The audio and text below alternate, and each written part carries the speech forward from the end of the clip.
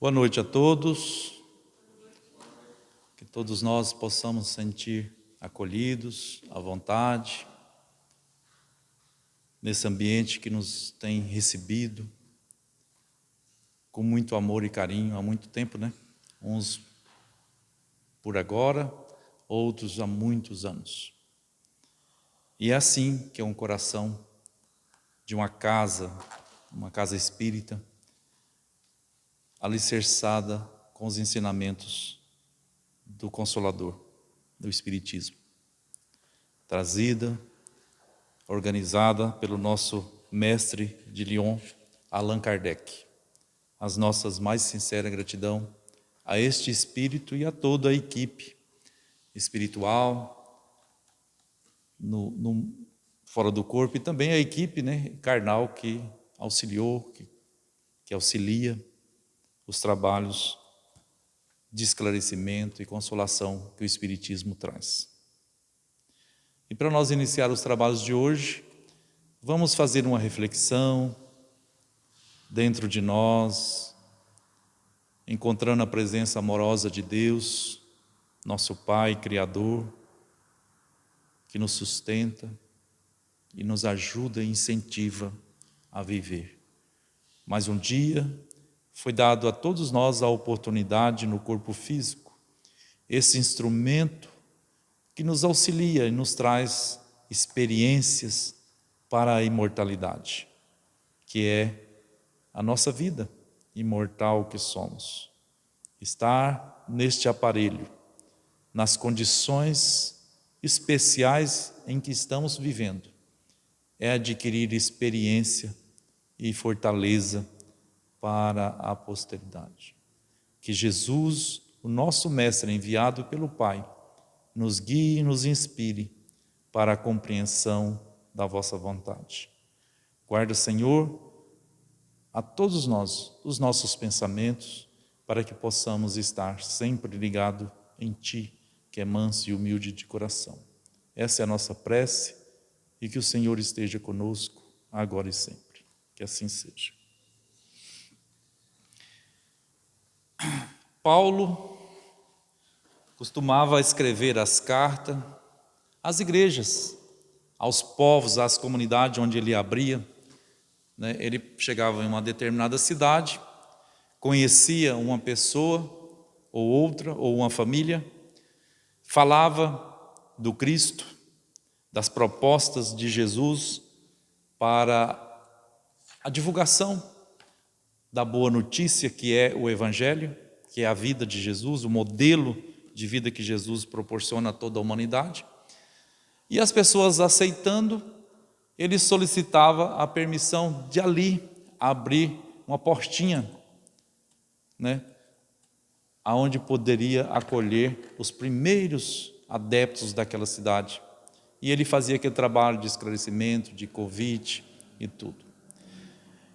Mas isso cresceu, Ele tinha que viajar de uma cidade para outra, de um país para outro.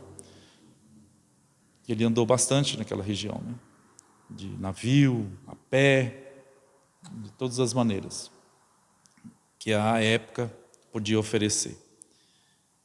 E chegou um tempo que ele usou das cartas.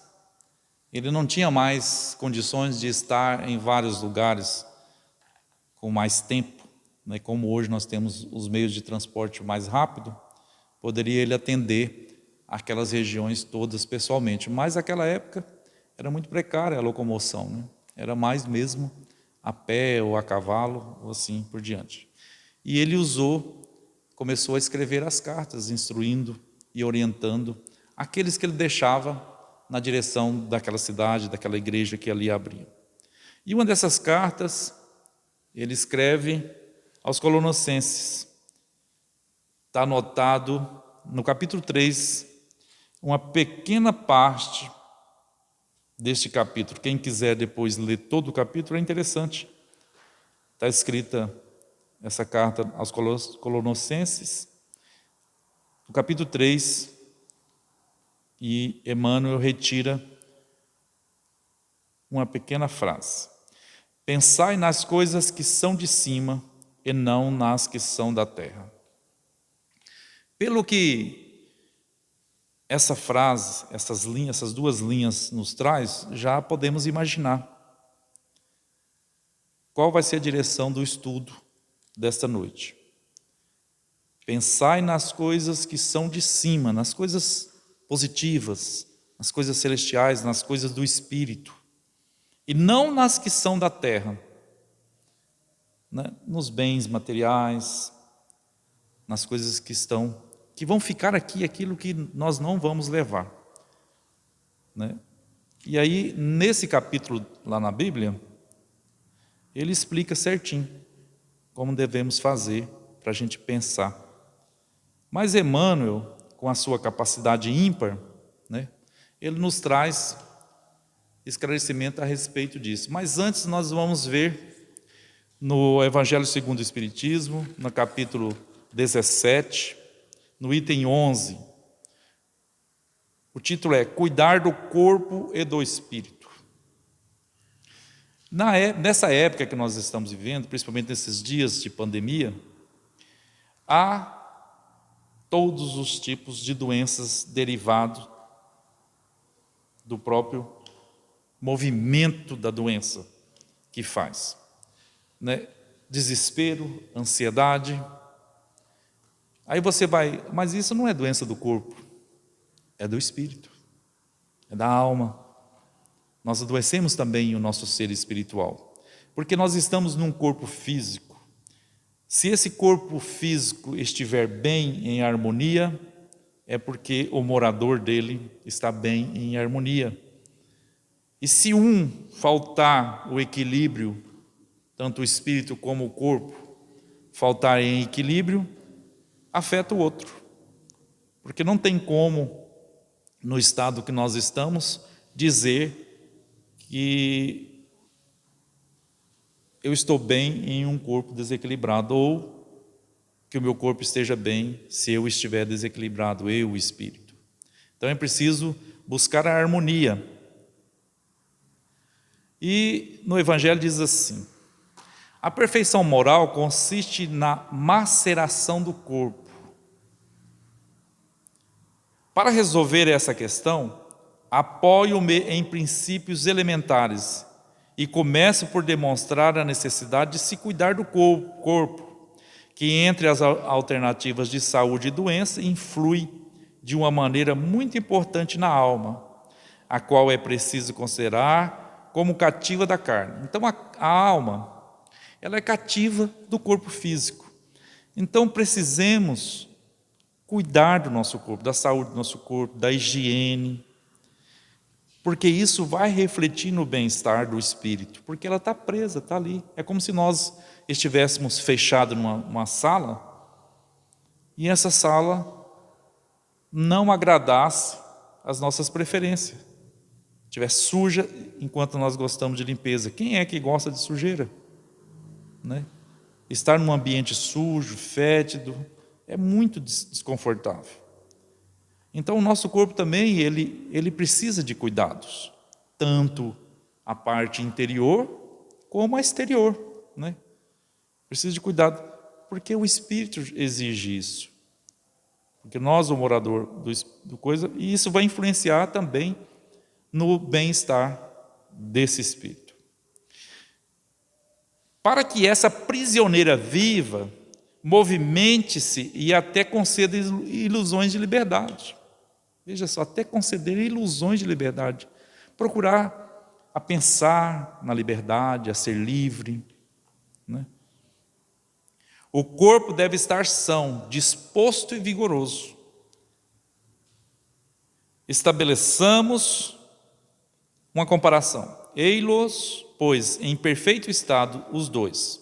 Então, o que fazer para manter o equilíbrio entre suas aptidões e suas necessidades tão diferentes?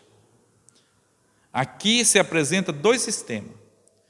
O dos ascetas, que querem abater o corpo, e o dos materialistas, que querem rebaixar a alma. Duas violências. Duas violências que são uma e outra. e uma insensatez quase equivalente. Ao lado desses grandes partidos, formiga a numerosa tribo dos indiferentes, que sem convicção e sem paixão amam com tepidez e gozam com economia. Onde está então a sabedoria? Onde há a ciência de viver? Onde que está o meio melhor para se viver? Em nenhuma parte. E esse problema ficaria por resolver se o Espiritismo não viesse ajudar os pesquisadores, demonstrando-lhes as relações existentes entre o corpo e a alma, e afirmando que, como são necessários um ao outro, é preciso cuidar de ambos. Ignorar as necessidades que são determinadas pela própria natureza é ignorar a lei de Deus. Não castigue vossos corpos pelas faltas que o livre-arbítrio lhe faz cometer, das quais ele é tão responsável quanto o cavalo mal dirigido pelos acidentes que causa. Assim sereis mais perfeitos se, martirizando o corpo, não vos tornardes menos egoístas, orgulhosos e poucos caridosos com o vosso próximo? Não. A perfeição não consiste nisso. Ela está toda contida nas reformas a que fazeis vosso espírito passar. Dobrai-o, submetei-o, humilhai-o, mortificai-o. É este o meio de torná-lo dócil à vontade de Deus e o único que conduz à perfeição. E onde nós vamos achar esses meios? Na vida de Jesus, no modelo de vida que ele fez. Né? Sempre procurar a doçura em vez da embriaguez, da cólera. Né? E isso vai trazer uma saúde muito importante. Cuidar do nosso sentimento vai, se não nessa existência, mas em outras existências, um prazer e que um organismo mais perfeito, para que a alma não fique tão cativa, tão presa. Né? É preciso que nós cuidemos dos nossos sentimentos, principalmente nos dias de aflições, como nós estamos passando. Não correr demasiadamente, não ficar buscando notícias e movimentos inferiores, buscar as coisas mais do alto, para que assim nós possamos viver melhor. E vamos ver o que Emmanuel fala a respeito desse versículo: pensai nas coisas que são de cima e não nas que são da terra. Está escrito no livro Pão Nosso, o capítulo é o 177. O cristianismo primitivo não desconhecia a necessidade da mente sã e iluminada de aspirações superiores na vida daqueles que abraçam no Evangelho a renovação substancial. Então, desde o princípio, desde os primeiros movimentos, os cristãos já sabiam que nós devíamos cuidar da nossa mente, iluminar as nossas consciências, para que isso proporcionasse uma renovação íntima dentro de nós. O trabalho de notáveis pensadores de hoje encontra raiz mais longe. Então, a gente vê e faz uma comparação, a gente vê hoje a ciência avançando em sabedoria, principalmente nas ciências mais humanas, que cuida da saúde humana, do ser integral que somos, trazendo ensinamentos e verdades que está contida na codificação, né? Ou nas obras subsidiárias, principalmente de André Luiz, que tem um repertório grande a respeito da vida espiritual e da relação do espírito com a matéria, os avanços e a evolução dos mundos superiores, que vem trazendo, depois de 100 e poucos anos, para a nossa realidade material aqui. Sabem agora, os que lidam com o fenômeno mediúnico, que a morte da carne não impõe as delícias celestiais. Não é morrendo que nós vamos transformar, é vivendo.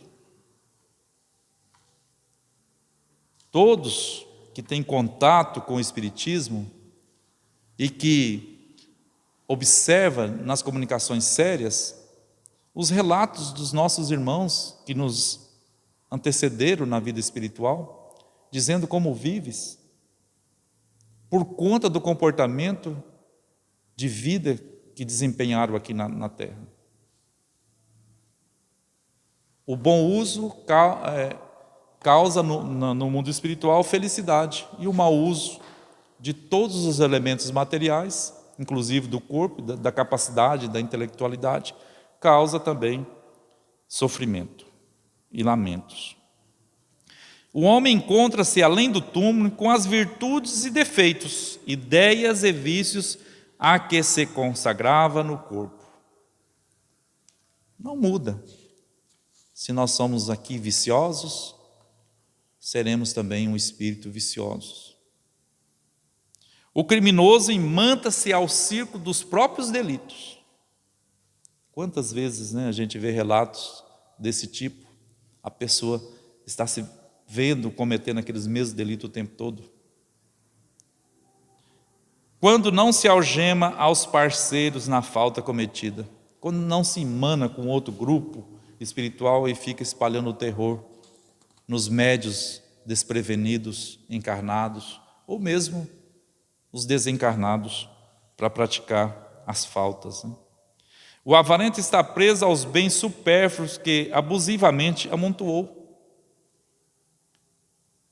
No livro Ação e Reação, de André Luiz, escrito por Chico Xavier, tem uma parte lá que é assustador, onde pessoas que viviam em busca de bens materiais apenas aqui na Terra, conta lá a história de uns garimpeiros, uns espíritos, que desencarnou e que eram garimpeiros e que buscavam incessantemente a fortuna através da mineração.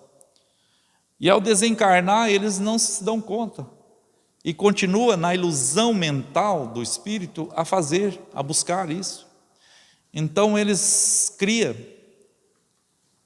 ali uma repetição quase que interminável de criação de montes de terra, de bens, e ele vê aquilo ali como ouro ou como diamantes. Na verdade, são tudo ficção da cabeça dele.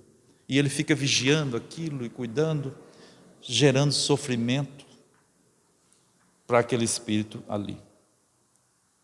O vaidoso permanece ligado aos títulos transitórios, Às vezes nós conquistamos com luta, e depois nos envaidecemos com os títulos, com a posição que nós adquirimos diante dos outros, achando que que esses títulos é que somos. É só um instrumento para nós desempenhar aquilo que nós viemos fazer aqui. O alcoólatra ronda as possibilidades de satisfazer a sede que lhe domina os centros de força. À beira de outros irmãos desprevenidos, médios, inconscientes, e a gente vê o resultado aí por aí na rua, Enquanto há possibilidade, esses espíritos estão ali, ligados a esses nossos irmãos, para sentir o prazer da bebida. Quem se apaixona pelas organizações caprichosas do eu, gasta longos dias para desfazer as teias da ilusão em que se lhe segrega a personalidade.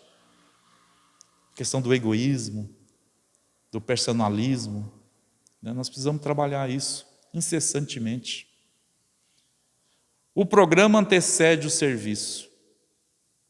Nós estamos aqui na Terra, num corpo físico, a trabalho de nós mesmos, do nosso ser espiritual. E foi feita uma programação, estabelecido um rumo, um serviço a ser feito nessa encarnação. O projeto traça a realização. Os engenheiros, para construir qualquer coisa, ele faz ali um projeto civil. O arquiteto vem e enfeita ali com alguma coisa, tal, para ficar melhor. Para realizar é preciso fazer projeto. Então, esse capítulo de hoje, esse estudo de hoje, vem cuidar de nos lembrar novamente a necessidade da gente descobrir o que a gente veio fazer aqui na Terra. Veio gozar das coisas, das sensações, ou viemos aprender com as sensações? É diferente. O pensamento é energia irradiante. Espraemo-lo na terra e prender-nos-emos naturalmente ao chão. Se a gente pensar só nas coisas daqui, a gente vai ficar só aqui. Se a gente pensar só em aflição, a gente vai ficar só aflito. Se a gente pensar só em medo, a gente vai ficar só com medo. Elevemo-lo para o alto e conquistaremos a espiritualidade sublime. É preciso pensar positivo. Está tudo certo. É uma experiência que a humanidade está passando. Não é o fim. Não existe fim. Sempre Deus nos proporciona a oportunidade de recomeçar. Aqui ou ali ou além. De onde nós viemos? A que mundo que nós já estagiamos em um corpo? De qual colônia somos? Não dá para relacionar.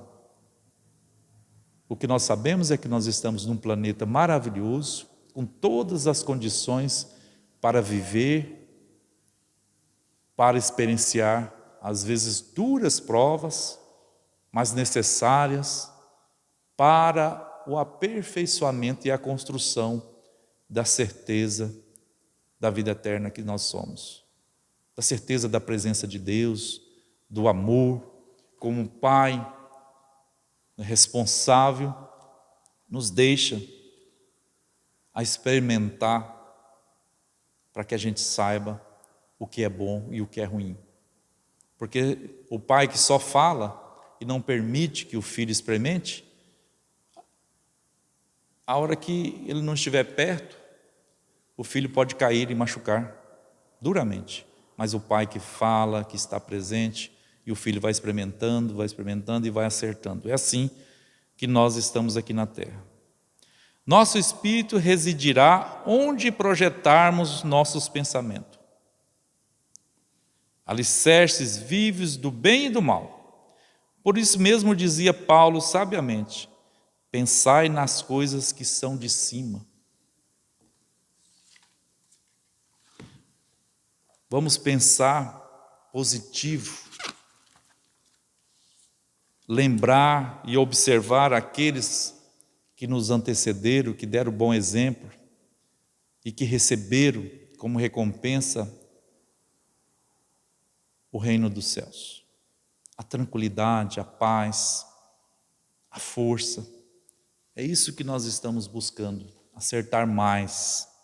E para acertar mais, nós temos que olhar para o guia, Jesus, nosso Senhor. Estudar o Espiritismo, esse Espírito, essa ideia consoladora que vem nos instruir e nos consolar. Com Jesus e Kardec e os bons espíritos, nós adquiriremos materiais e capacidade para olhar as coisas com um olhar mais positivo. Então este o recado dessa noite para as nossas almas. Que nós pensemos mais positivamente, usemos das ferramentas para espalhar boas notícias, parar aquelas, quanto for possível a nós fazer isso, aquelas notícias que causam desespero, que causam intranquilidade aos outros, que nos deixa intranquilos, frear ali, não passar para frente, usar das artes para transmitir alegria. para os corações entristecidos, as pessoas mais velhas, nossos, senhores e senhoras que construíram esse mundo que nós estamos usufruindo hoje com os braços e suores. Nós somos uma geração, apesar de a gente já ter vivido 2 séculos e 2 milênios nesta encarnação, mas nós somos uma geração privilegiada, porque os nossos avós, os nossos pais trabalharam muito para deixar todas essas condições de conforto para nós hoje. Que nós busquemos exercitar o espírito de gratidão a esses nossos irmãos, que possivelmente estão voltando para colher também, que é justo, os frutos que plantaram através de muito esforço e dedicação. Que Jesus nos abençoe, nos inspire e ajude que nós possamos nos guardar de toda a maldade, de toda a vaidade. E assim nós estaremos livres de todo o mal. Vamos orar. Senhor Jesus, somos imensamente gratos a Ti pela disposição e amor a todos nós, encarnando nesse mundo de vicissitudes, sabendo das nossas condições, mas o amor falou mais alto. E o Senhor esteve conosco, viveu e exemplificou como viver uma vida mais feliz. Não obteve, não perseguiu as posses materiais, pois tinha tudo que o Pai lhe reservou. Ajude-nos, Senhor, a compreender-te, a tocar em Ti e ser tocado por Ti, para que nós realmente possamos transformar os nossos vícios em virtudes, pois a força é divina e o amor é eterno. Guarda-nos de todo o mal, hoje e sempre, que assim seja.